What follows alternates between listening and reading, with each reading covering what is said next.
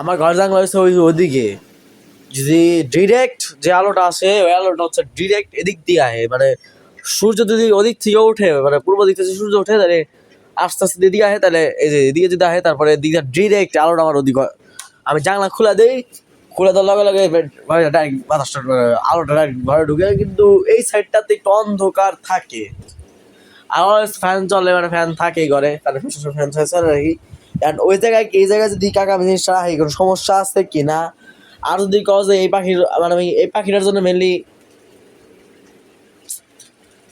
আর king কোয়েলের জন্য আর কি মেন সমস্যা আমার, কিং কোয়েলে যে তুই করতে হবে আমার ওটার আমি যদি আর কি আমার এই তিন নাই যে এই খাঁচা এই খাঁচা আর এই খাঁচা, এই তিন খাঁচা আমি এর উপরে রাখবো। আর এই যে এইটার উপরে ওই ওই পাখির উপরে এই পাখিটা দিমু, এটা হচ্ছে আমার প্ল্যান। আর ওই দিক থেকে আলো বাতাস আইতে আসতে চলবো। এখন আমার যে দিদা পাখি এর উপরে ডিপেন্ডেন্ট, আমার কাকার উপরে ডিপেন্ডেন্ট।